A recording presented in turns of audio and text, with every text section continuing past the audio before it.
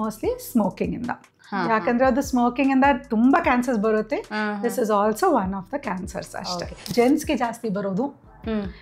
And ಎರಡನೇದು age ಜಾಸ್ತಿ ಇದ್ರೆ ಬರೋದು. ಯೂರಿನ್ನಲ್ಲಿ ಅಂದರೆ ಮೂತ್ರದಲ್ಲಿ ರಕ್ತ ಬರೋದು, ಯೂರಿನ್ ಪಾಸ್ ಮಾಡುವಾಗ ನೋವು ಬರೋದು, ಇಲ್ಲ ರಕ್ತದಲ್ಲಿ ಒಂದು ಕ್ಲಾಟ್ಸ್ ಥರ ಗಡ್ಡೆ ಥರ ಕಾಣಿಸೋದು. ಯೂರಿನ್ನಲ್ಲಿ ನೋ ವೇ ಅದು ಬ್ಲಡ್ ಬರಲೇಬಾರ್ದು. ಬಂದರೆ ನೀವು ಇಮಿಡಿಯೇಟಾಗಿ ಡಾಕ್ಟರ್ನ ಕನ್ಸಲ್ಟ್ ಮಾಡಬೇಕಾಗುತ್ತೆ ಅಂತ. ಯೂರಾಲಜಿಸ್ಟ್ ಹತ್ರ ಕನ್ಸಲ್ಟ್ ಮಾಡಲೇಬೇಕು. ಇದರಲ್ಲಿ ಬ್ಲಡ್ ಬರುವಾಗ 100% ಚೆನ್ನಾಗೆ ಗೊತ್ತಾಗುತ್ತೆ, ಓಕೆ ಇದು ನಾರ್ಮಲ್ ಇಲ್ಲ, ಅದು ಬ್ರೈಟ್ ರೆಡ್ ಆಗಿ ಬರುತ್ತೆ. ಅದು ಈಗ ಡೈ ಹಾಕಿದ್ರೆ ಬ್ಲಾಡರ್ ಕ್ಯಾನ್ಸರ್ ಬರುತ್ತಾ ಅಂತ? ಆಕ್ಚುಲಿ ಬ್ಲಾಡರ್ ಕ್ಯಾನ್ಸರ್ ಇಂದ ಇನಿಷಿಯಲ್ ಸ್ಟೇಜಸ್ ನಲ್ಲಿ ಗೊತ್ತಾಗಬಹುದು, ಯಾಕಂದ್ರೆ ಬ್ಲಡ್ ಬರುತ್ತೆ. ಬಟ್ ಏನಾಗುತ್ತೆ, ಅದು ಎವ್ರಿ ಟೈಮ್ ಬರ್ತಂದ್ರೆ ಡೈಲಿ 10 ಸತಿ ಬರುತ್ತೆ ಹಂಗಲ್ಲ. ಯಾರಿಗೆ ಬ್ಲಾಡರ್ ಕ್ಯಾನ್ಸರ್ ಬಂದಿದೆ ಅವ್ರಿಗೆ ತಿರ್ಗಾ ಇನ್ಫೆಕ್ಷನ್ ಬರಬಹುದು. ಯಾಕಂದ್ರೆ ಅದು ಏನೋ ಒಂದು ಗಡ್ಡೆ ಇದೆ, ಆಬ್ಸ್ಟ್ರಕ್ಟ್ ಮಾಡ್ತಾ ಇದೆ, ಯೂರಿನ್ ಫ್ರೀ ಆಗಿ ಹೋಗ್ತಾ ಇಲ್ಲ, ಸೊ ಅದರಿಂದ ಯೂರಿನ್ ಇನ್ಫೆಕ್ಷನ್ ಬರ್ಬೋದು. ಬಟ್ ಯೂರಿನ್ ಇನ್ಫೆಕ್ಷನ್ ಇಂದ ಬ್ಲಾಡರ್ ಕ್ಯಾನ್ಸರ್ ಬರೋದು. ಈಗ ಮಸಲ್ಗೆ ಬಂದ್ಬಿಟ್ರೆ ಅದು ನಾವು ಮಸಲ್ ಇನ್ವೇಸಿವ್ ಬ್ಲಾಡರ್ ಕ್ಯಾನ್ಸರ್ ಅಂತೀವಿ. ಅಂದ್ರೆ ಅದು ಇನ್ನರ್ ಕವರಿಂಗ್ ಇಂದ ಅದು ಮಸಲ್ ಒಳಗಡೆ ಬಂದಿದೆ ಅಂತ.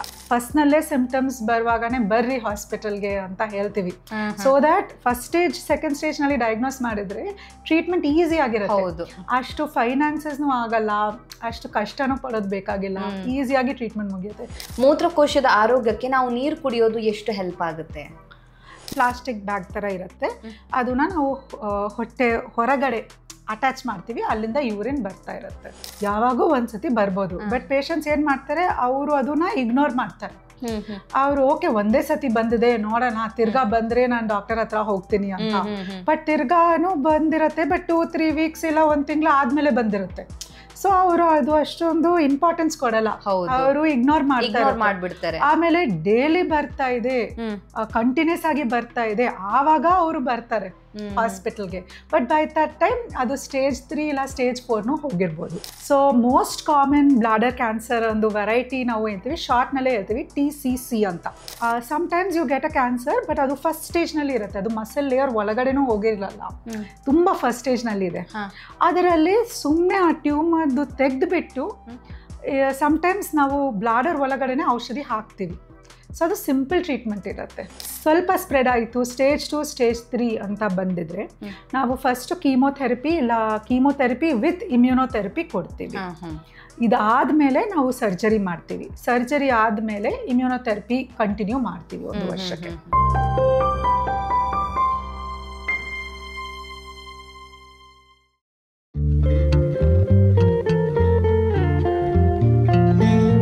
ನಮಸ್ತೆ, ನೀವು ನೋಡ್ತಾ ಇದ್ದೀರಾ ವಿಜಯ ಕರ್ನಾಟಕ. ನಾನು ರಕ್ಷಾ ಕೋಟ್ಯಾನ್. ನಮ್ಮ ಇವತ್ತಿನ ಕಾರ್ಯಕ್ರಮದಲ್ಲಿ ಮೂತ್ರಕೋಶದ ಕ್ಯಾನ್ಸರ್ ಅಂತ ಹೇಳಿದ್ರೆ ಬ್ಲಾಡರ್ ಕ್ಯಾನ್ಸರ್ ಯಾವ ಕಾರಣಕ್ಕೋಸ್ಕರ ಬರುತ್ತೆ, ಇದಕ್ಕೆ ಚಿಕಿತ್ಸೆ ಏನು ಅನ್ನೋದ್ರ ಬಗ್ಗೆ ಹೆಚ್ಚಿನ ಮಾಹಿತಿನ ತಿಳಿಸ್ಕೊಡೋದಕ್ಕೆ ಇವತ್ತು ನಮ್ಮ ಜೊತೆ ಜಾಯ್ನ್ ಆಗಿದ್ದಾರೆ doctor Swarathika Majumdar, consultant medical oncology, Narayana health city, Bangalore. Doctor, ಕಾರ್ಯಕ್ರಮಕ್ಕೆ ಸ್ವಾಗತ. ನಮಸ್ಕಾರ, ಥ್ಯಾಂಕ್ ಯು. ಡಾಕ್ಟರ್, ಈ ಮೂತ್ರಕೋಶದ ಕ್ಯಾನ್ಸರ್ ಅಂತ ಹೇಳಿದ್ರೆ ಏನು, ಇದು ಯಾವ ಕಾರಣಕ್ಕೋಸ್ಕರ ಬರುತ್ತೆ ಅಂತ? ಸೊ ಮೂತ್ರಕೋಶ ಅಂತ ಏನು ಕೇಳಿದ್ರೆ ಫಸ್ಟ್ ಸ್ಟೆಪ್ ನಾವು ಅನಾಟಮಿ ಅರ್ಥ ಮಾಡ್ಕೋಬೇಕು. ಯೂರಿನ್ ಎಲ್ಲಿಂದ ಬರುತ್ತೆ ಅಂತ ಅಲ್ಲ. ಸೊ ನಮ್ದು ಬ್ಲಡ್ ಫಸ್ಟ್ ಕಿಡ್ನಿಗೆ ಹೋಗುತ್ತೆ, ಅಲ್ಲಿಂದ ಫಿಲ್ಟರ್ ಆಗಿ ಯೂರಿನ್ ಥರ ಪೈಪಿಂದ ಒಂದು ಬ್ಲಾಡರ್, ಅದೊಂದು ರೆಸರ್ವಾಯರ್ ಥರ ಅನ್ಕೊಳ್ಳಿ. ನಮಗೆ ಎವ್ರಿ ಟೈಮ್ ಯೂರಿನ್ ಲೀಕ್ ಆಗ್ತಾ ಇರೋಕ್ಕಾಗಲ್ಲ ಅಲ್ವಾ. ಸೊ ಇಟ್ ಈಸ್ ಒಂಥರ storage space for urine. So ಯಾವಾಗ ಬೇಕು ಇಲ್ಲ ಪ್ರೆಷರ್ ಬಿಲ್ಡಪ್ ಆಗುವಾಗ ನಾವು ಯೂರಿನ್ ಪಾಸ್ ಮಾಡ್ತೀವಿ, ಇಲ್ಲ ಅಂದರೆ ಅಲ್ಲೇ ಒಂದು ಸ್ಟೋರ್ಡ್ ಇರುತ್ತೆ. ಸೊ ಅದನ್ನ ನಾವು ಬ್ಲಾಡರ್ ಅಂತೀವಿ ಇಂಗ್ಲೀಷ್ನಲ್ಲಿ, ಮೆಡಿಕಲ್ ಲ್ಯಾಂಗ್ವೇಜ್ನಲ್ಲಿ. ಅದು ಕ್ಯಾನ್ಸರ್ ಬರುತ್ತೆ. ಅದರಿಂದ ಬಂದಿದ್ದು ಕ್ಯಾನ್ಸರ್ ನಾವು ಬ್ಲಾಡರ್ ಕ್ಯಾನ್ಸರ್ ಅಂತ ಕರಿತೀವಿ ಅದಕ್ಕೆ. ಸೊ ಅದಕ್ಕೆ ಏನು ಕಾರಣ ಅಂತ ಕೇಳಿದ್ರೆ, it is not a very common cancer actually. ನಮ್ಮ ದೇಶದಲ್ಲಿ ಆಲ್ಮೋಸ್ಟ್ ಇನ್ ದ ಟಾಪ್ 10 ಲಿಸ್ಟ್ನಲ್ಲಿನೂ ಬರಲ್ಲ, ಮೇ ಬಿ ಟಾಪ್ 20ನಲ್ಲಿ. It is not very common ಅಷ್ಟೇ. ಬಟ್ ಮೋಸ್ಟ್ ಕಾಮನ್ಲಿ ಅಂತ ಏನು ರಿಸ್ಕ್ ಫ್ಯಾಕ್ಟರ್, ಏನಕ್ಕೆ ಕಾರಣ ಬರ್ತಾ ಇದೆ ಅಂತ ಕೇಳಿದ್ರೆ ಮೋಸ್ಟ್ಲಿ ಸ್ಮೋಕಿಂಗಿಂದ. ಯಾಕಂದ್ರೆ ಅದು ಸ್ಮೋಕಿಂಗ್ ಇಂದ ತುಂಬಾ ಕ್ಯಾನ್ಸರ್ಸ್ ಬರುತ್ತೆ. This is also one of the cancers ಅಷ್ಟೇ.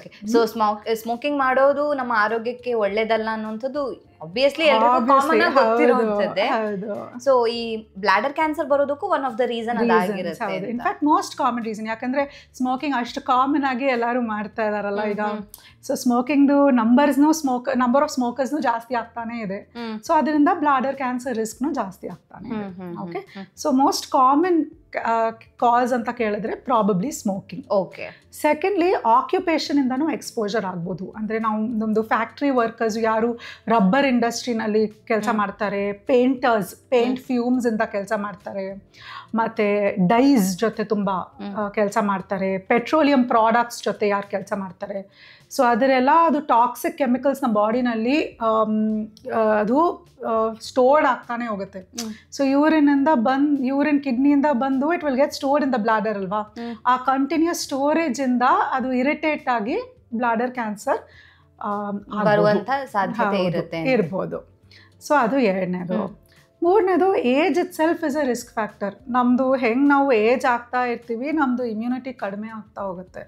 ಸೊ ನಮ್ಮದ್ರಲ್ಲಿ ಒಂದು ಜೆನೆಟಿಕ್ ಟೆಂಡೆನ್ಸಿ ಇದ್ದರೆ, ಅದು ಎಕ್ಸ್ಪೋಜರ್ ಏನಾದರೂ ಸ್ಮೋಕಿಂಗು ಇಲ್ಲ ಪೊಲ್ಯೂಷನ್ನು ಇಲ್ಲ ಅದು ಟಾಕ್ಸಿಕ್ ಕೆಮಿಕಲ್ದು ಎಕ್ಸ್ಪೋಜರ್ ಇದ್ದರೆ ವಿತ್ ಏಜ್ ಆ ರಿಸ್ಕ್ ಜಾಸ್ತಿ ಹೋಗ್ತಾ ಇರುತ್ತೆ. ಓಕೆ. ಈಗ ವಯಸ್ಸಾಗೋದು ಮತ್ತೆ ಈ ಬ್ಲಾಡರ್ ಕ್ಯಾನ್ಸರ್ಗೆ ಅದು ಹೇಗೆ ಆ ಥರ ಕನೆಕ್ಷನ್ಸ್ ಇರುತ್ತೆ ಅಂತ? ಸೊ ಇನ್ ಕಾಮನ್ ಯಾರಿಗೆ ಜಾಸ್ತಿ ವಯಸ್ಸಿಂದ ಎಲ್ಲ ಕ್ಯಾನ್ಸರ್ದು ಇನ್ಸಿಡೆನ್ಸ್ ಜಾಸ್ತಿನೇ ಇರುತ್ತೆ. ಯಾಕಂದ್ರೆ ಒಂದು ಥಿಯರಿ ಇದೆ ದಟ್ ನಮ್ಮ ಬಾಡಿನಲ್ಲಿ ಕಂಟಿನ್ಯೂಸ್ ಆಗಿ ಒಂದು ಸೆಲ್ದು ಪವರ್ ಇರುತ್ತೆ ಕ್ಯಾನ್ಸರ್ ಆಗೋಕ್ಕೆ. ಬಟ್ ಅದು ಕ್ಯಾನ್ಸರ್ ತರ ನಮ್ಗೆ ಕಾಣಿಸೋದಿಲ್ಲ, ಬಿಕಾಸ್ ನಮ್ದು ಇಮ್ಯೂನ್ ಸಿಸ್ಟಮ್ ಅಷ್ಟು ಸ್ಟ್ರಾಂಗ್ ಇದೆ. ಅದು ನಮ್ದು ಇಮ್ಯೂನ್ ಸಿಸ್ಟಮ್ ಎಲ್ಲ ಚೆನ್ನಾಗಿ ನಮ್ಗೆ ಪ್ರೊಟೆಕ್ಟ್ ಮಾಡುತ್ತೆ. ಹೌದು, ಅದು ಬರ್ದಿರೋ ತರ ಬರಬಾರ್ದು ಅಂತ ನೋಡ್ಕೊಳ್ಳುತ್ತೆ ಅದು. ಬಟ್ ವಿತ್ ಏಜ್ ನಮ್ದು ಇಮ್ಯುನಿಟಿ ಕಡಿಮೆ ಆಗ್ತಾ ಹೋಗುತ್ತೆ. ಸೊ ದಟ್ ಈಸ್ ಸೆಕೆಂಡ್ಲಿ ಅದು ಇನ್ಸಲ್ಟ್ನು ಬಿಲ್ಡಪ್ ಆಗ್ತಾ ಹೋಗುತ್ತಲ್ಲ. ಈಗ ನೀವು 20 years ಇಂದ ಸ್ಮೋಕಿಂಗ್ ಶುರು ಮಾಡಿದೀರಾ, 40 years ಇಂದ. ಸೊ ನೀವು 40 ಆಗುವಾಗ 20 years ಆಫ್ ಅದು ಇರಿಟೇಷನ್ ಇರುತ್ತೆ. 60 ಆಗುವಾಗ 40 yearsದು ಇರಿಟೇಷನ್ ಇರುತ್ತೆ. So the side effects also ಜಾಸ್ತಿ ಆಗ್ತಾ ಹೋಗುತ್ತೆ. ಅಂದ್ರೆ ವರ್ಷ ಹೋಗ್ತಾ ಹೋಗ್ತಾ ಕಾಂಪೌಂಡ್ ಆಗ್ತಾ ಇರುತ್ತೆ. So that is also another reason smoke, ಅದು ಏಜ್ ಇಂದ ಯಾಕೆ ಕ್ಯಾನ್ಸರ್ ರಿಸ್ಕ್ ಜಾಸ್ತಿ ಆಗುತ್ತೆ ಅಂತ. ಮೂರನೇದು ನಮ್ದು ದೇಶದಲ್ಲಿ ನಾವು ಇನ್ಫೆಕ್ಷನ್ಸು ಅದೆಲ್ಲ ಚೆನ್ನಾಗಿ ಈಗ ಕಂಟ್ರೋಲ್ ಆಗ್ತಾ ಇದೆ. ಸೊ ಅದಕ್ಕೆ non communicable disease like heart attacks, stroke, kidney issues, cancer issues ಇಂದ ಕಾಂಪ್ಲಿಕೇಶನ್ಸ್ ಬರೋದು ಜಾಸ್ತಿ ಆಗ್ತಾನೆ ಇದೆ. Because we are living longer and ನಮ್ಮದು chance of losing life to infection is coming down. So ಯಾವಾಗಲೂ ಒಂದು ಹೈಜೀನ್ ಇಂಪ್ರೂವ್ಮೆಂಟ್ ಇದ್ದರೆ, ಇನ್ಫೆಕ್ಷನ್ ರಿಸ್ಕ್ ಕಡಿಮೆ ಇದ್ದರೆ people will tend to live longer. So ಜಾಸ್ತಿ ಏಜ್ ಆಗುವಾಗ ಈ ಥರ ನಾನ್ ಕಮ್ಯುನಿಕಬಲ್ ಡಿಸೀಸ್, ಕ್ರಾನಿಕ್ ಇಲ್ನೆಸಸ್ದು ರಿಸ್ಕು ಮತ್ತು ಅದರಿಂದ ರಿಸ್ಕ್ ಆಫ್ ಡೆತ್ ಜಾಸ್ತಿ ಆಗ್ತಾ ಇರುತ್ತೆ. ಓಕೆ, ಹಾಗಾದರೆ ಒಂದು ಅಂದಾಜು ಎಷ್ಟು ವಯಸ್ಸಿನ ಮೇಲೆ ರಿಸ್ಕ್ ಇರುತ್ತೆ ಅಂತ? Usually bladder cancer is a cancer of 6th or 7th decade. So ಅಂದರೆ 60s, 70s, even up to 80s ನಾವು ನೋಡಿದೀವಿ ಬ್ಲಾಡರ್ ಕ್ಯಾನ್ಸರ್ ಬರೋದು. ಓಕೆ. ಸೊ ಪ್ರಾಸ್ಟೇಟ್ ಕ್ಯಾನ್ಸರ್ ಥರನೇ ಇಟ್ ಇಸ್ ಮೇಜರ್ಲಿ ಜೆಂಟ್ಸ್ಗೆ ಜಾಸ್ತಿ ಬರೋದು. ಆ್ಯಂಡ್ ಎರಡನೇದು ಏಜ್ ಜಾಸ್ತಿ ಇದ್ರೆ ಬರೋದು 60+. ಈಗ ಜೆಂಟ್ಸಿಗೆ ಯಾಕೆ ಜಾಸ್ತಿ ಬರುತ್ತೆ? ಪ್ರಾಬಬ್ಲಿ ಅವರು ಸ್ಮೋಕಿಂಗ್ ಜಾಸ್ತಿ ಮಾಡ್ತಾರೆ, ಫ್ಯಾಕ್ಟ್ರಿನಲ್ಲಿ ಕೆಲಸನೂ ಜಾಸ್ತಿ ಮಾಡ್ತಾರೆ. ಮೇ ಬಿ ವಿತ್ ಟೈಮ್ ಈಗ ನಮ್ದು in the last 10 years female ಸ್ಮೋಕರ್ಸ್ನು ಜಾಸ್ತಿ ಆಗಿದ್ದಾರೆ. ಹೌದು ಹೌದು, ಈಗ ಅದನ್ನೇ ಕೇಳ್ತಿದ್ದೆ. ಬಿಕಾಸ್ ಸ್ಮೋಕಿಂಗ್ ಅಂತ ಬಂದಾಗ ಈಗ ಅದರಲ್ಲೂ ಕೂಡ ಸಮಾನತೆ ಬಂದಿದೆ. ಸೊ ಹಾಗಾಗಿ ಅದು ರಿಸ್ಕ್ ನಮ್ಗೆ ಇನ್ನೂ 20 ವರ್ಷ ಆದ್ಮೇಲೆ ಗೊತ್ತಾಗುತ್ತೆ. ಹೌದು, ರಿಸಲ್ಟ್ ಮತ್ತೆ ಲೇಟ್ ಆಗಿ ಗೊತ್ತಾಗುತ್ತೆ. ಹೌದು. ಸೊ ನಾವು ಈಗ 90s, 2000, 2010 ಇಂದ ಸ್ಮೋಕಿಂಗ್, ಫೀಮೇಲ್ಸ್ ಸ್ಮೋಕಿಂಗ್ ಜಾಸ್ತಿ ಆಗಿದೆ. ಸೊ 2030-40 ನಲ್ಲೇ ಗೊತ್ತಾಗುತ್ತೆ ಫೀಮೇಲ್ಸ್ಗೂ cancer risk, bladder cancer risk ಜಾಸ್ತಿ ಆಗುತ್ತಾ ಇಲ್ವಾ ಅಂತ. ಯಾಕಂದ್ರೆ ಈಗ ನಮ್ಗೆ ಲಂಗ್ಸಿಗೆ ಏನಾದ್ರೂ ಪ್ರಾಬ್ಲಮ್ ಆಯ್ತು ಅಂದಾಗ ನಾವು ಯೂಶಲಿ ಅನ್ಕೋತೀವಿ ಸ್ಮೋಕಿಂಗ್ ಕಾರಣ ಆಗತ್ತೆ, ಈಗ ಫ್ಯಾಕ್ಟ್ರಿಲಿ ಕೆಲಸ ಮಾಡೋದ್ರಿಂದ ಆಗತ್ತೆ ಅಂತ. ಆದ್ರೆ ಮೂತ್ರಕೋಶಕ್ಕೂ ನಾವು ಫ್ಯಾಕ್ಟ್ರಿಲಿ ಕೆಲಸ ಮಾಡೋದಕ್ಕೂ ಅಥವಾ ಪೊಲ್ಯೂಟೆಡ್ ಕಂಟೆಂಟ್ ಇರೋದಕ್ಕೂ ಆ ಕೆಮಿಕಲ್ಸ್ಗೂ ಕನೆಕ್ಷನ್ ಇದೆ ಅಂದಾಗ ಒಂದ್ಸತಿ ಆಶ್ಚರ್ಯ ಆಗತ್ತೆ, ಹೇಗಪ್ಪ ಅಲ್ಲಿಂದ ಮೂತ್ರಕೋಶಕ್ಕೆ ಹೇಗೆ, ಬ್ಲಾಡರಿಗೆ ಹೇಗೆ ಅದು ಕನೆಕ್ಷನ್ ಇದೆ ಅಂತ. ಅದೇ, ಸೊ ನಮ್ದು ಬಾಡಿನಲ್ಲಿ ನಾವು ಏನು ಹಚ್ಕೋತೀವಿ, ನಾವು ಏನು ಇನ್ಹೇಲ್ ಮಾಡ್ತೀವಿ, ನಾವು ಏನು ತಿಂತೀವಿ ಎಲ್ಲ ಅಬ್ಸಾರ್ಬ್ ಆಗಿರುತ್ತೆ. ಅಬ್ಸಾರ್ಬ್ ಆಗಿ ನಮ್ಮ ಬ್ಲಡ್ ಸ್ಟ್ರೀಮ್ನಲ್ಲಿ ಇರುತ್ತೆ. ಬ್ಲಡ್ ಸ್ಟ್ರೀಮಿಂದ ಒಂದು ಕೆಲವು ಜಾಗದಲ್ಲಿ ಡೆಪಾಸಿಟ್ ಆಗ್ತಾ ಇರುತ್ತೆ, like liver, kidney, bladder, lungs. So ಅದರಿಂದ ಕಂಟಿನ್ಯೂಸ್ ಇರಿಟೇಷನ್ ಇಂದ ಈ ತರ ಕ್ಯಾನ್ಸರ್ ಬರುತ್ತೆ.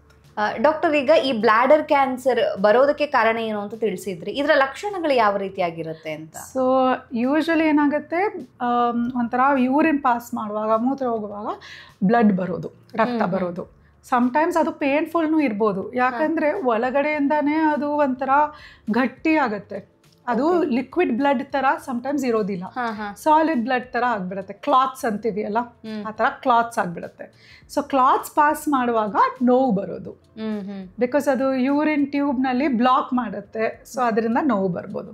ಸೊ ಯೂರಿನ್ನಲ್ಲಿ ಅಂದರೆ ಮೂತ್ರದಲ್ಲಿ ರಕ್ತ ಬರೋದು, ಯೂರಿನ್ ಪಾಸ್ ಮಾಡುವಾಗ ನೋವು ಬರೋದು, ಇಲ್ಲ ರಕ್ತದಲ್ಲಿ ಒಂದು ಕ್ಲಾತ್ಸ್ ಥರ ಗಡ್ಡೆ ಥರ ಕಾಣಿಸೋದು, ಮತ್ತು ಹೊಟ್ಟೆ ನೋವು ಬರ್ಬೋದು. ರೇರ್ಲಿ ಹೊಟ್ಟೆ ನೋವು, ಕೆಳಗಡೆ ಹೊಟ್ಟೆ ನೋವು ಬರ್ಬೋದು. ಓಕೆ, ಅಂದ್ರೆ ಮುಖ್ಯವಾಗಿ ಯೂರಿನ್ ಪಾಸ್ ಮಾಡಬೇಕಾದ್ರೆ ಬ್ಲಡ್ ಬರುತ್ತೆ. ಹೌದು, ಯೂರಿನ್ ನಲ್ಲಿ ರಕ್ತ ಚೂನು ಬರಬಾರ್ದು. ಈಗ ಲೇಡೀಸ್ಗೆ ಪೀರಿಯಡ್ಸ್ ಟೈಮ್ನಲ್ಲಿ ಅಂದರೆ ಅದು ತಿಂಗಳು ನಮಗೆ ಅದು ಬರುವಾಗ ಯೂರಿನ್ ಅಲ್ಲಿ ಸ್ವಲ್ಪ ರಕ್ತ ಮಿಕ್ಸ್ ಮಾಡಿ ಬರ್ಬೋದು, ಅದು ನಾರ್ಮಲು.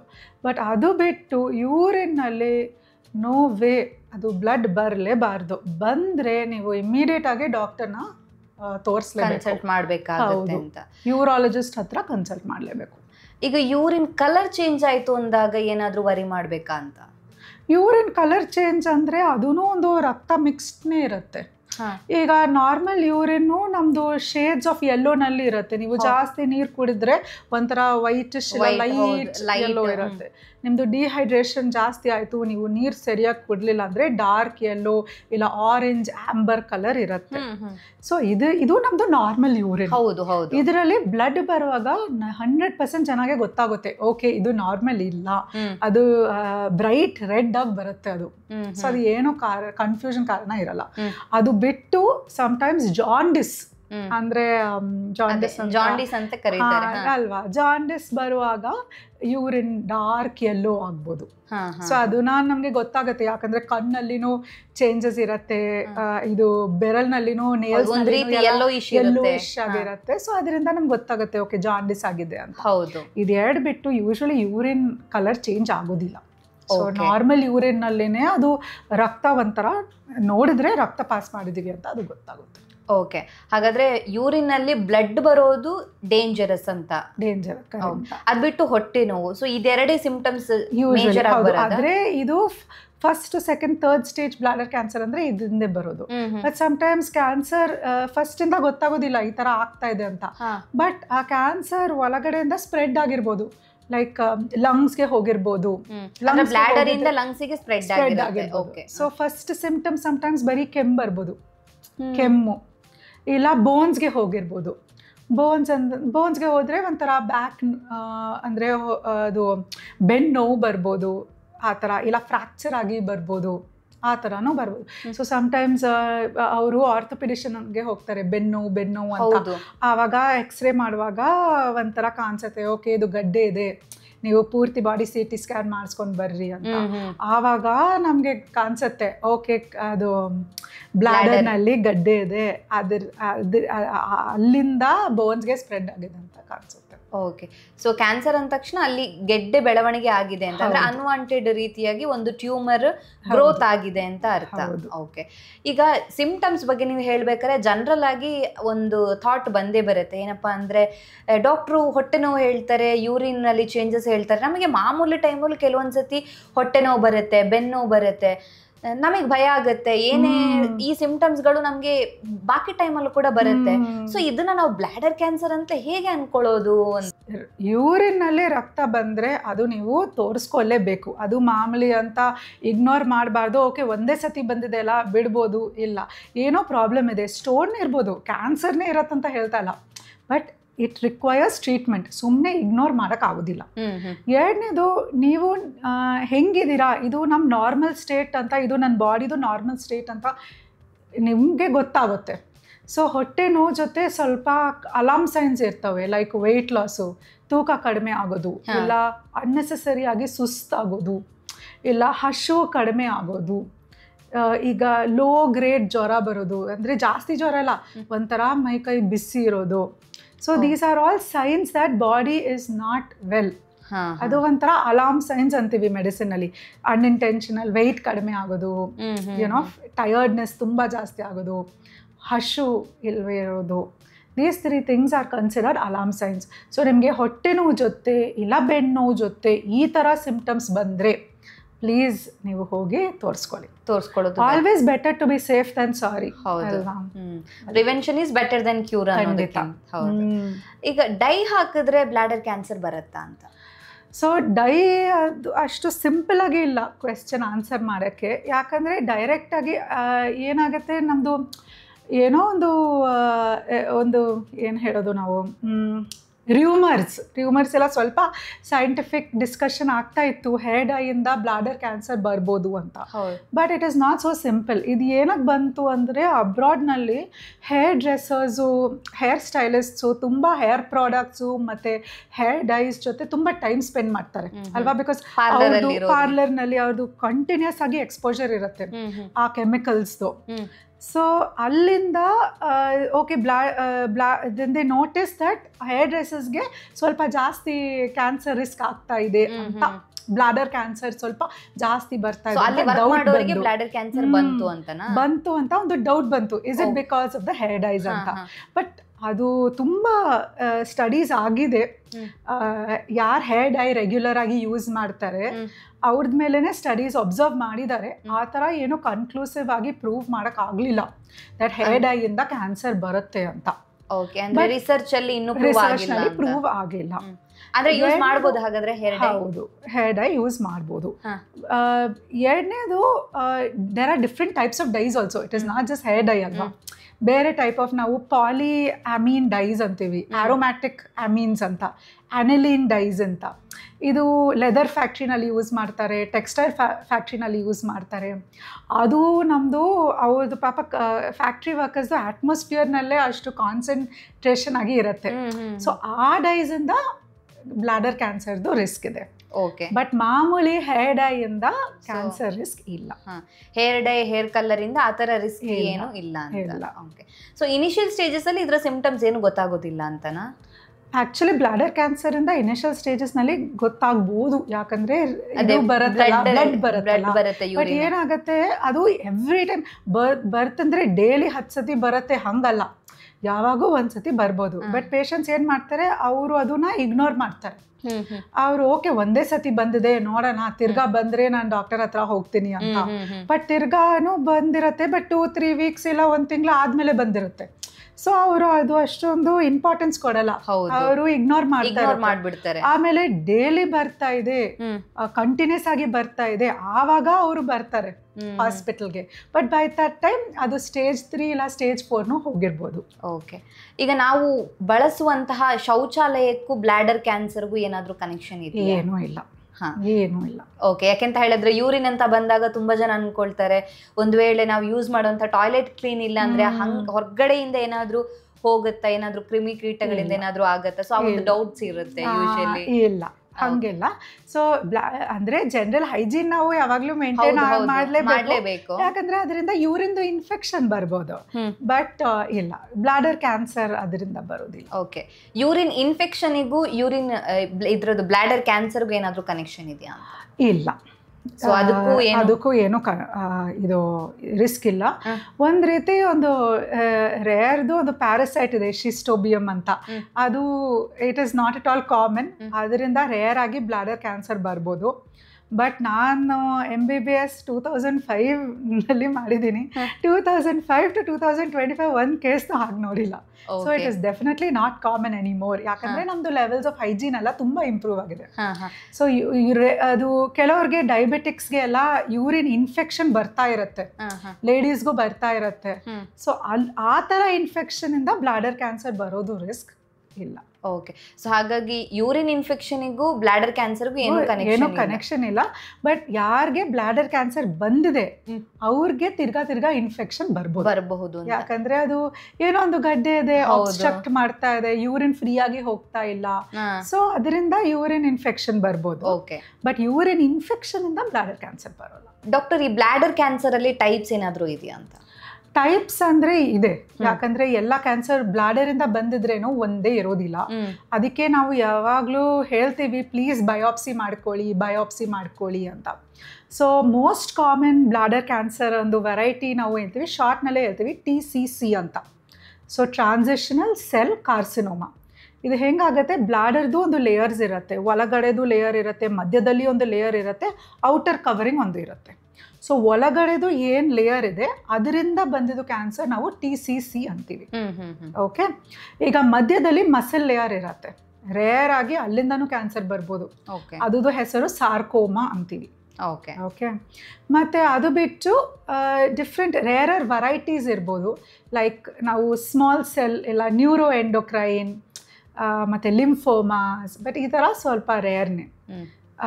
ಸಮ್ಟೈಮ್ಸ್ ಏನಾಗುತ್ತೆ, ಅದು ಕಂಟಿನ್ಯೂಸ್ ಇರಿಟೇಷನಿಂದ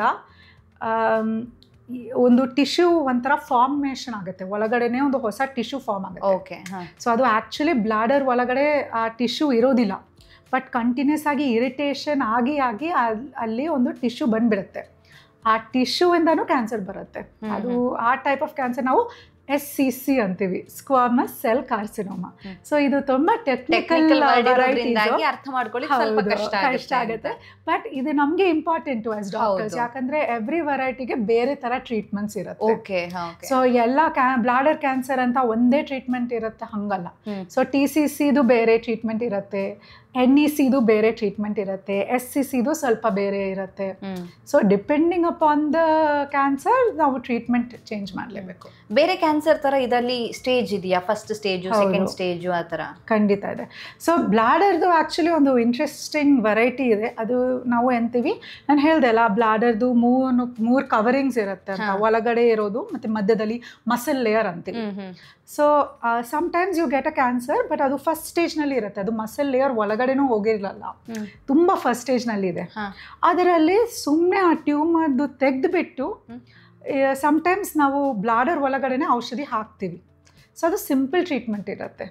ಸೊ ಅದು ನಾವು ಫಸ್ಟ್ ಸ್ಟೇಜ್ನೇ ಅಂತೀವಿ, T1 ಅಂತ. So it is very very early stage. ಅದಕ್ಕೆ ಕೀಮೋಥೆರಪಿ, ರೇಡಿಯೋಥೆರಪಿ, ಸರ್ಜರಿ ಏನೂ ಬೇಕಾಗಿಲ್ಲ, ಬರೀ ಆ ಟ್ಯೂಮರ್ನ ನಾವು ತೆಗಿಬೇಕು. ಸಮ್ಟೈಮ್ಸ್ ಒಂದು ರಿಸ್ಕ್ ಜಾಸ್ತಿ ಇದ್ದರೆ ಅದಕ್ಕೆ ನಾವು ಔಷಧಿ ಹಾಕ್ತೇವೆ.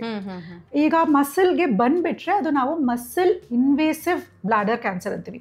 ಅಂದರೆ ಅದು ಇನ್ನರ್ ಕವರಿಂಗಿಂದ ಅದು ಮಸಲ್ ಒಳಗಡೆ ಬಂದಿದೆ ಅಂತ. ಸೊ ಆ ಸ್ಟೇಜ್ನಲ್ಲಿ ನಮಗೆ ಕೀಮೋಥೆರಪಿ ಕೊಡಬೇಕಾಗತ್ತೆ, ಸರ್ಜರಿ ಮಾಡಬೇಕಾಗತ್ತೆ, ಇಲ್ಲ ರೇಡಿಯೋಥೆರಪಿ ಕೊಡಬೇಕಾಗತ್ತೆ. ಸೊ ಅದನ್ನ ನಾವು ಸ್ಟೇಜ್ 2 ಅಂತೀವಿ. ಸ್ಟೇಜ್ 3 ಅಂತ ಬ್ಲಾಡರಿಂದ ಪೆಲ್ವಿಸ್ ಅಂದರೆ ನಮ್ಮ ಹಿಪ್ ರೀಜನ್ನಲ್ಲಿ ಸ್ವಲ್ಪ ಸ್ಪ್ರೆಡ್ ಆಗಿದೆ, ಅಂದರೆ ಲಾಸ್ಟ್ ಸ್ಟೇಜ್ ಇಲ್ಲ, ಬಟ್ ಸ್ವಲ್ಪ ಅಡ್ವಾನ್ಸ್ಡ್ ಇದೆ. ಸೊ ಬ್ಲಾಡರಿಂದ ಅದು ಕ್ಯಾನ್ಸರ್ ಸ್ವಲ್ಪ ಹೊರಗೆ ಬಂದಿದೆ, ನೋಡ್ಸ್ಗೆ ಹೋಗಿದೆ ಅಂತ. ಓಕೆ, ಅದು 3ನೇ ಸ್ಟೇಜು. ಮತ್ತೆ ಹೊರಗೆ ಹೋಗಿದ್ರೆ, ಅಂದರೆ ಲಂಗ್ಸ್ಗೆ ಸ್ಪ್ರೆಡ್ ಆಗಿದ್ರೆ, ಇಲ್ಲ ಹೊಟ್ಟೆಗೆ ಹೋಗಿದ್ರೆ, ಬೇರೆ ಕಡೆ ಬೋನ್ಸ್ಗೆ ಹೋಗಿದ್ರೆ, ಅದು ನಾವು 4ನೇ ಸ್ಟೇಜ್ ಇಲ್ಲ ಲಾಸ್ಟ್ ಅಡ್ವಾನ್ಸ್ ಸ್ಟೇಜ್. ಸೊ ಈ ಟೈಪ್ ಆಫ್ ಡಿಸ್ಕ್ರಿಪ್ಷನ್ ನಾವು ಎಲ್ಲ ಕ್ಯಾನ್ಸರ್ಗೂ ಒಂದೇ, ಫಸ್ಟ್ ಸ್ಟೇಜ್, ಸೆಕೆಂಡ್ ಸ್ಟೇಜ್, ಆ ಥರ ಇದ್ದೇ ಇರುತ್ತೆ. ಸೊ ಫಸ್ಟ್ ಟ್ರೀಟ್ಮೆಂಟ್ ಏನು, ಆಪರೇಷನ್ ಆಗಿರುತ್ತಾ ಫಸ್ಟ್ ಆಪ್ಷನ್? ಅದೇ, ಸೊ ಹೇಳ್ದಲ್ಲ, ನಾನ್ ಮಸಲ್ ಇನ್ವೇಸಿವ್ ಬ್ಲಾಡರ್ ಕ್ಯಾನ್ಸರ್ ಅಂದರೆ ಬ್ಲಾಡರ್ ಒಳಗಡೆನೇ ಇದೆ, ಇನ್ನರ್ ಲೇಯರ್ನಲ್ಲಿ ಇದೆ, ಮಸಲ್ಗೂ ಗೊತ್ತಿಲ್ಲ. ದೆನ್ ನಾವು ಬರೀ ಅದನ್ನ ತೆಗಿತೀವಿ. ನ್ಯೂರಾಲಜಿಸ್ಟ್ ಡಾಕ್ಟರ್ ಈ ಪ್ರೊಸೀಜರ್ ಮಾಡ್ತಾರೆ, ಅವರು ಪೂರ್ತಿ ಟ್ಯೂಮರ್ನ ಅದು ತೆಗೆದು ಬಿಡ್ತಾರೆ, ಆಪರೇಷನ್ ಮಾಡಲ್ಲ. ಒಳಗಡೆಯಿಂದಾನೆ ಒಂಥರ ನಾವು ಅದು ಸಿಸ್ಟೋಸ್ಕೋಪಿ ಅಂತೀವಿ. ಸಿಸ್ಟೋಸ್ಕೋಪಿ ಅಂದರೆ ಒಳಗಡೆ ಟ್ಯೂಬ್ ಹಾಕಿ ಎಲ್ಲ ಏನೇನು ಕಾಣಿಸುತ್ತೆ, ಏನೇನು ಟ್ಯೂಮರ್ ಎಲ್ಲ ತೆಗೆದು ಶೇವ್ ಥರ ಮಾಡಿಬಿಡ್ತಾರೆ. ಆಮೇಲೆ ಬೇಕಿದ್ರೆ ಒಂದು ಇಂಜೆಕ್ಷನ್ ಒಳಗಡೆ ಹಾಕ್ತಾರೆ, ಕೆಲವು ಟೈಮ್ ಹಾಕೋದಿಲ್ಲ. ಓಕೆ, ಬೇಕಾಗಿಲ್ಲ ಅಂದರೆ ಹಾಕೋದಿಲ್ಲ. So that is only tumour, ಅದೇ ಟ್ರೀಟ್ಮೆಂಟು. ಸೊ ಅದಕ್ಕೆ ನೀವು ಫಸ್ಟ್ನಲ್ಲೇ ಬಂದುಬಿಟ್ರೆ ಇಷ್ಟೇ ಸಾಕು ಅಂತ. ಸೊ ಫಸ್ಟ್ ಸ್ಟೇಜ್ನಲ್ಲಿ ಇಷ್ಟೇ ಸಾಕು. ಈಗ ಸ್ವಲ್ಪ ಸ್ಪ್ರೆಡ್ ಆಯಿತು, ಸ್ಟೇಜ್ 2, ಸ್ಟೇಜ್ 3 ಅಂತ ಬಂದಿದ್ರೆ ನಾವು ಫಸ್ಟ್ ಕೀಮೋಥೆರಪಿ ವಿತ್ ಇಮ್ಯುನೋಥೆರಪಿ ಕೊಡ್ತೀವಿ. ಇದಾದಮೇಲೆ ನಾವು ಸರ್ಜರಿ ಮಾಡ್ತೀವಿ. ಸರ್ಜರಿ ಆದಮೇಲೆ ಇಮ್ಯುನೋಥೆರಪಿ ಕಂಟಿನ್ಯೂ ಮಾಡ್ತೀವಿ 1 ವರ್ಷಕ್ಕೆ. ಇದರಿಂದನೂ ಕ್ಯೂರ್ ಆಗುತ್ತೆ. Okay, but it's a big surgery. ಇಷ್ಟೊಂದು ಟ್ರೀಟ್ಮೆಂಟ್ ಎಲ್ಲ ತೊಗೋಬೇಕು, ಕೀಮೋ ಎಲ್ಲ ತೊಗೋಲೇಬೇಕು. 4th ಸ್ಟೇಜ್ ಅಂತ ಹೇಳಿದ್ರೆ ಸ್ಪ್ರೆಡ್ ಆಗಿರುತ್ತೆ. ಸೊ ಅಲ್ಲಿ ನಾವು ಸರ್ಜರಿ ಮಾಡೋದಿಲ್ಲ, ಯಾಕಂದರೆ ಸರ್ಜರಿ ಮಾಡಿದ್ರೆ ನಾವು ಕ್ಯೂರ್ ಮಾಡ್ತಾ ಇಲ್ಲ. So there is no point in doing a big surgery. Okay. So ಅದಕ್ಕೆ ನಾವು ಬರೀ ಕೀಮೋಥೆರಪಿ ಇಲ್ಲ ಇಮ್ಯುನೋಥೆರಪಿ ಕೊಡ್ತೀವಿ.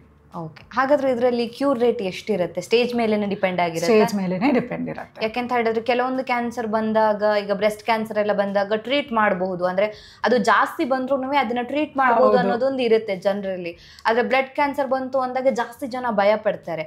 ಸೊ ಈ ಬ್ಲಾಡರ್ ಕ್ಯಾನ್ಸರ್ ಅಲ್ಲಿ ಅದೇ ವೇಯಲ್ಲಿ ಹೇಳೋದಾದ್ರೆ ಇದನ್ನ ಕ್ಯೂರ್ ಮಾಡೋದಕ್ಕೆ ಸಾಧ್ಯ? ಖಂಡಿತ ಕ್ಯೂರ್ ಮಾಡಕ್ ಸಾಧ್ಯ ಇದೆ, ಬಟ್ ನೀವು within 1st to 3rd stage ನಲ್ಲಿ ಬರಬೇಕು. ಸೊ ಯಾವ ಸ್ಟೇಜ್ ಅಲ್ಲಿ ಬಂದಿದ್ದಾರೆ ಅನ್ನೋದು ಕೂಡ ತುಂಬಾನೇ ಮುಖ್ಯ ಆಗುತ್ತೆ. ತುಂಬಾ ಮುಖ್ಯ, ಎಲ್ಲ ಕ್ಯಾನ್ಸರ್ಗೂ ತುಂಬಾನೇ ಮುಖ್ಯ.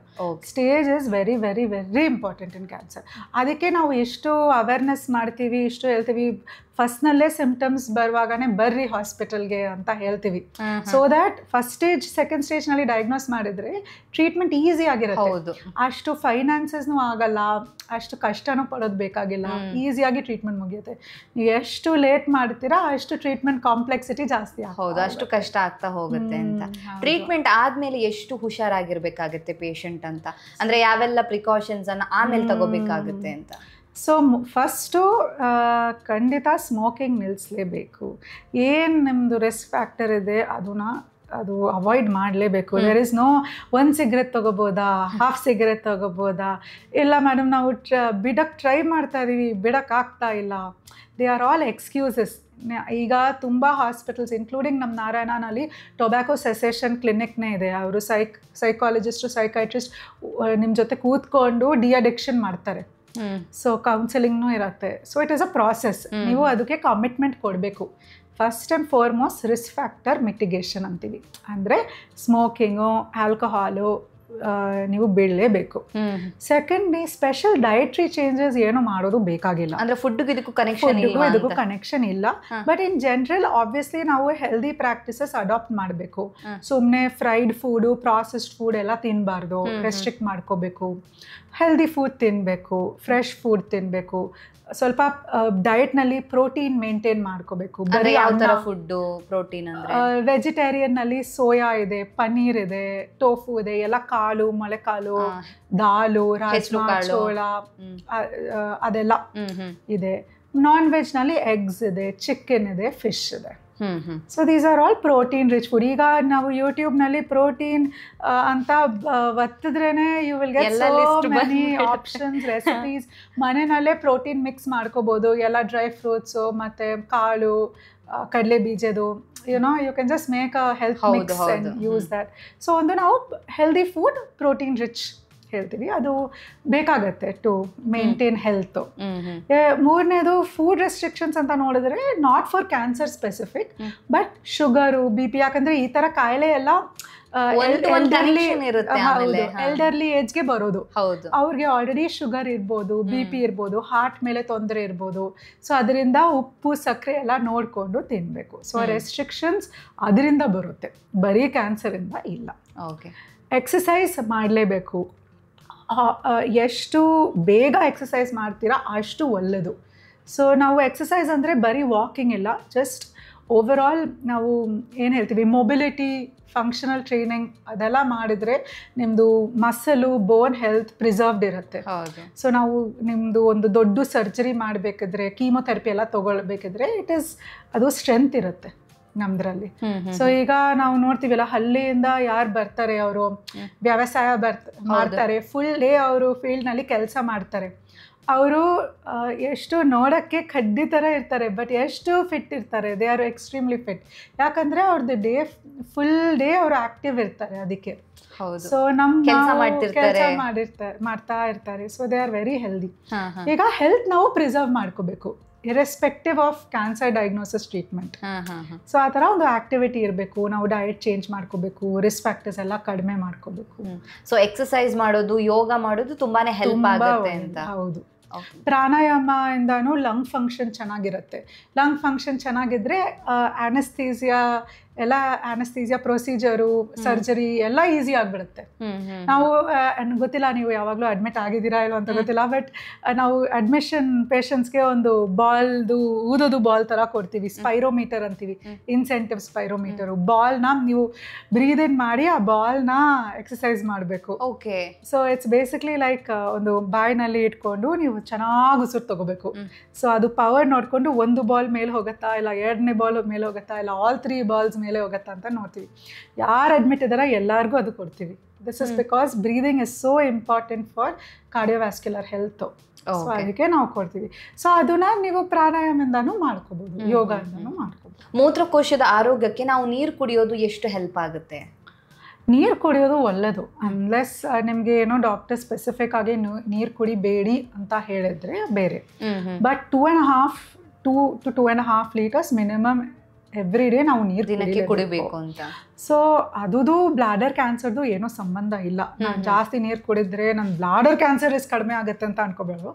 ಅಂದರೆ ನಮ್ಮದು ಹೆಲ್ತ್ ಕಿಡ್ನಿ ಎಲ್ಲ ಚೆನ್ನಾಗಿರುತ್ತೆ. ಸೊ ಓವರ್ ಆಲ್ ಹೆಲ್ತ್ಗೆ ಅಷ್ಟೇ.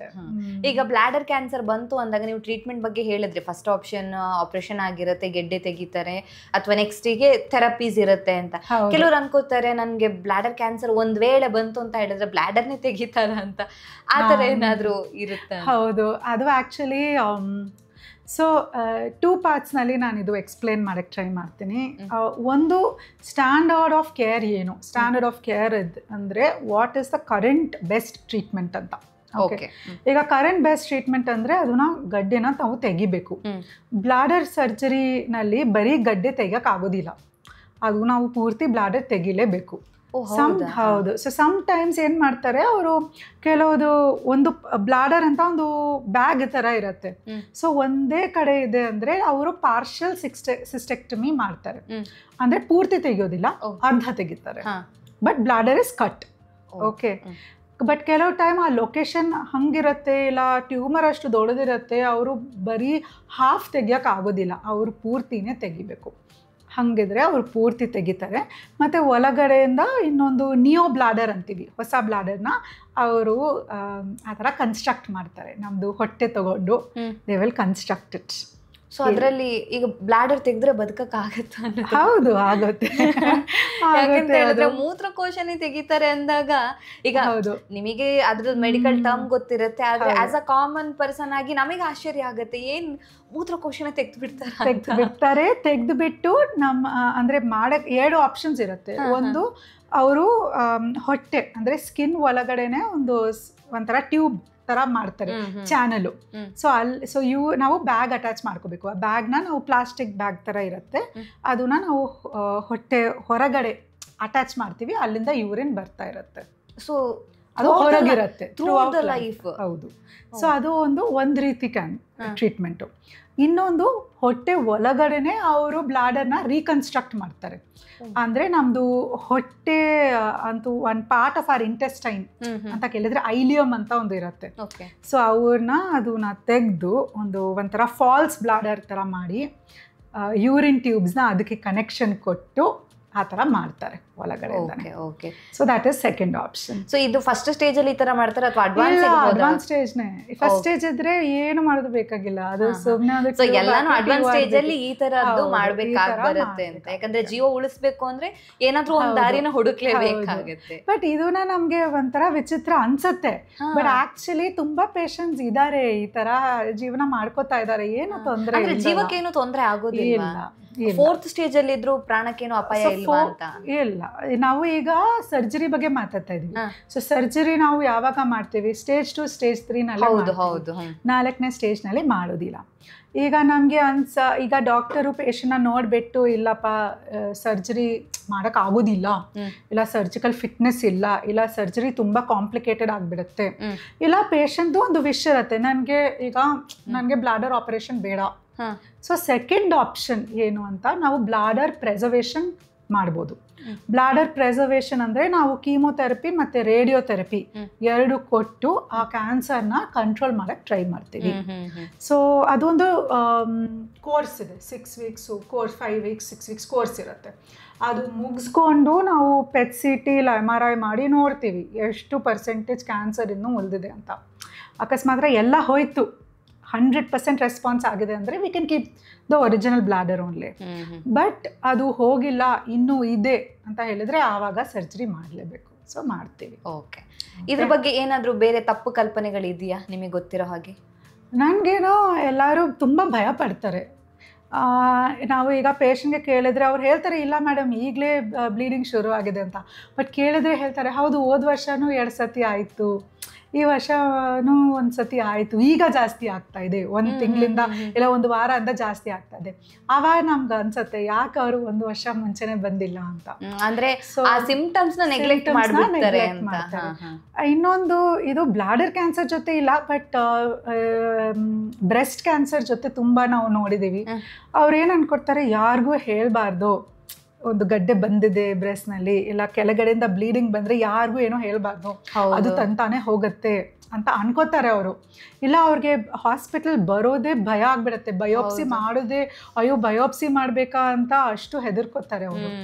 ಬಟ್ ಅನ್ಫಾರ್ಚುನೇಟ್ಲಿ ಮಾಡಲೇಬೇಕು, ಯಾಕಂದ್ರೆ ಅದು ಗಡ್ಡೆ ತಂತಾನೆ ಎಲ್ಲೋ ಹೋಗಲ್ಲ, ಅದು ದೊಡ್ಡದಾಗ್ತಾನೇ ಇರುತ್ತೆ. ಸೊ ಅದು ಎರಡು ಸ್ವಲ್ಪ ಪಬ್ಲಿಕ್ಗೆ ಅದು ಅವೇರ್ನೆಸ್ ಇಲ್ಲ. ಫಸ್ಟ್ ಸ್ಟೇಜ್ನಲ್ಲೇ ಬಂದರೆ ಎಷ್ಟು ಈಸಿ ಇರುತ್ತೆ ಟ್ರೀಟ್ಮೆಂಟ್, ಏನು ಮೇಜರ್ ಏನೂ ಆಗೋದಿಲ್ಲ ಅಂತ ಅದು ನಾಲೆಜ್ ಇದ್ರೆ ಮೇ ಬಿ ಅವರು ಬರ್ತಾರೆ ಅಂತ ಅಷ್ಟೇ. ಓಕೆ ಡಾಕ್ಟರ್, ಕೊನೆಯದಾಗಿ ಏನು ಹೇಳಕ್ಕೆ ಇಷ್ಟಪಡ್ತೀರಾ? ಕೊನೆಯದಾಗಿ ಎಷ್ಟು ಹೇಳಿದೀವಿ ಎಲ್ಲಾನು. ಸೊ ಪ್ಲೀಸ್ ಸಿಂಪ್ಟಮ್ಸ್ನ ನೆಗ್ಲೆಕ್ಟ್ ಮಾಡಬೇಡಿ. ಫಸ್ಟ್ ಟೈಮ್ನಲ್ಲೇ ನಿಮ್ಮ ಯೂರಿನಲ್ಲಿ ರಕ್ತ ಅನಿಸಿದ್ರೆ, ಇಲ್ಲ ನಿಮಗೆ ವೆಯ್ಟ್ ಲಾಸು, ಹಶ್ವಿ ಕಡಿಮೆ ಆಗೋದು, ಇಲ್ಲ ತೂಕ ಕಡಿಮೆ ಆಗೋದು, ಇಲ್ಲ ತುಂಬ ಸುಸ್ತು ಆಗಿದ್ರೆ ಪ್ಲೀಸ್ ಬರ್ರಿ. ಓಕೆ, ಪ್ಲೀಸ್ ಡಾಕ್ಟರ್ ಹತ್ರ ಹೋಗಿ. ಎರಡನೇದು, ಎಲ್ಲ ರಿಸ್ಕ್ ಫ್ಯಾಕ್ಟರ್ಸ್ ನೀವು ಕಡಿಮೆ ಮಾಡಲೇಬೇಕು. 1 cigarette is also not good. So ಸ್ಮೋಕಿಂಗ್ನ ನೀವು ನಿಲ್ಲಿಸಲೇಬೇಕು, ಡ್ರಿಂಕ್ಸ್ ಮಾಡೋದು ನಿಲ್ಲಿಸ್ಬೇಕು.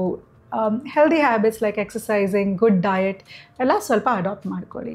ಮತ್ತು ನಿಮ್ಮ ಫ್ಯಾಮ್ಲಿನಲ್ಲಿ ನಿಮಗೆ ಯಾರೊಬ್ಬರು ತಂದೆ ತಾಯಿ ಅಜ್ಜ ಅಜ್ಜಿ ಯಾರಿಗೂ ಏನೋ ತೊಂದರೆ ಇದ್ದರೆ ಪ್ಲೀಸ್ ಹಾಸ್ಪಿಟಲ್ ಬೇಗ ಕರ್ಕೊಂಡು ಬರ್ರಿ, ಅದನ್ನ ನೆಗ್ಲೆಕ್ಟ್ ಮಾಡಬೇಡಿ ಅಷ್ಟೇ. Okay, thank you so much doctor. ನಮ್ಮ ಇವತ್ತಿನ ಕಾರ್ಯಕ್ರಮದಲ್ಲಿ ಮೂತ್ರಕೋಶದ ಕ್ಯಾನ್ಸರ್ ಯಾವ ಕಾರಣಕ್ಕೆ ಬರುತ್ತೆ, ಟ್ರೀಟ್ಮೆಂಟ್ ಆಪ್ಷನ್ಸ್ ಏನಿದೆ, ಎಲ್ಲದಕ್ಕಿಂತಲೂ ಮುಖ್ಯವಾಗಿ ನೀವು ಫಸ್ಟ್ ಸ್ಟೇಜ್ ಇದ್ದಾಗಲೇ ಬರಬೇಕು. ಅಂದರೆ ಸಿಂಪ್ಟಮ್ಸ್ ಕಾಣಿಸ್ಕೊಳ್ತಾ ಇದೆ ಅಂದಾಗ ಅದು ಮೂತ್ರಕೋಶದ ಕ್ಯಾನ್ಸರ್ ಆಗಿರ್ಬೋದು, ಆಗದೆ ಇರ್ಬೋದು, ಅದು ಸೆಕೆಂಡ್ರಿ.